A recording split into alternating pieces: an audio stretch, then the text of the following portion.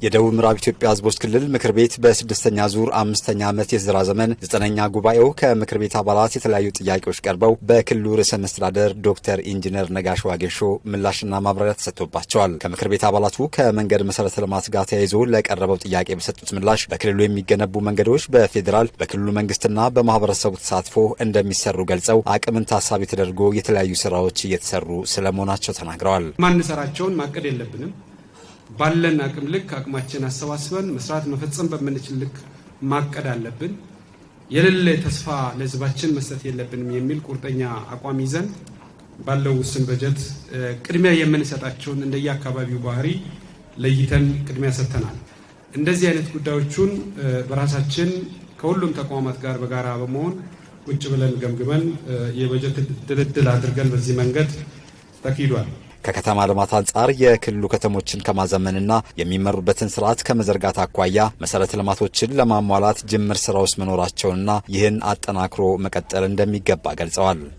በዛ በተለይ በከተሞች አካባቢ የኮሪደር ልማትን አስታከን እየሰራናቸው ያለናቸው ስራዎች ጅምር ስራዎች በጣም ጥሩ ናቸው። እነዚህን ብናጠናቀቅ ዛሬ መንገድ መክፈት ችለናል። መብራት ፖል የምንዘረጋበት ቦይ ጎርፍ የምናስገድበት መስመር ማግኘት ችለናል። ይሄ ደግሞ በተለይ ማስፋፊያ ብለን ባካተትናቸው የገጠር ቀበሌያት ላይ ቀድሞ አሁኑኑ ቢሰራ ትልቅ እድል ይሰጣል። አንዳንድ ከተሞች ትላልቅ የ10 ዓመት የ20 ዓመት ማስተር ፕላን የ50 ዓመት ማስተር ፕላንም ጭምር እያስጠኑ መጥተዋሉና ይህንን እያገዝን መሄድ አለብን። ይሄ ትክክል ነው።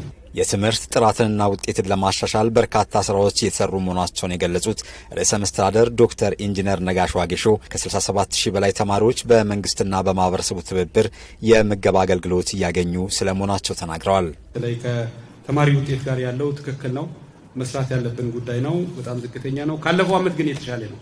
2.5 ከነበርንበት 5% ደርሰናል። በማጠናከሪያው በሪሜዲያል ፕሮግራም ወደ 11% ከፍ ብለናል።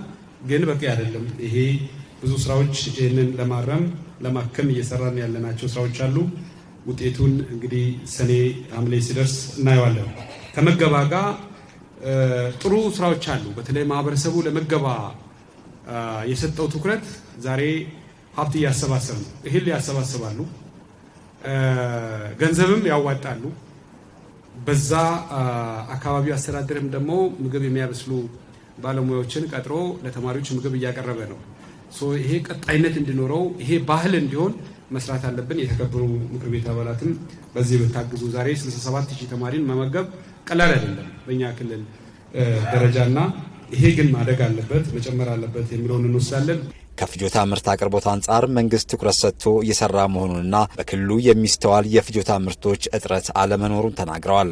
ከንግድ ጋር ሰንበት ገበያዎች ጋር ወስደናል። እየሰራን ያለ ነው። በጣም ጥሩ ነው። ፍጆታ ምርት አካባቢ ያሉ ችግሮች ይፈቱ፣ ትክክል ነው። ግን የዋጋ እንደው መዋዠቅ ካልሆነ በቀር አቅርቦት ላይ ችግር የለም። እኛ አሁን ስኳር እኔን አንጣ የሚል አንድም ሰው የለም። ዘይት የለም ብሎ የሚጠይቀኝ አንድም ሰው የለም። አለ፣ ገበያ አለ፣ ዘይትም አለ፣ ስኳርም አለ፣ ዱቄትም አለ። ዋጋ ሲደመር ሲቀነስ ይሆናል። እሱን እንዳግባቡ ብንወስድ የኛ ለብቻ ነው የጨምረው ወይስ የማዕከላዊ ገበያም ጨምሯል? እሱ ነው እኔ የሚቆጥረው። ዋጋ ንረት አሁን ባለበት ነው አብዛኛው እንደውም እየቀነሰ ነው የመጣው። ስለዚህ ይህን በዛ አግባብ ብንወስድ ጥሩ ነው። ከመሰረተ ልማት፣ ሰላምና ጸጥታ፣ ጤና፣ የነዳጅ አቅርቦት፣ ቱሪዝምና ተያያዥ ጥያቄዎች ቀርበው በርዕሰ መስተዳደሩ ምላሽና ማብራሪያ የተሰጣቸው ሲሆን ምክር ቤቱ በ2 ቀን ቆይታው በተለያዩ አጀንዳዎች ላይ ተወያይቶ ለ2018 ከ657 ሚሊዮን ብር በላይ ተጨማሪ በጀት በማጽደቅ ጉባኤው ተጠናቋል።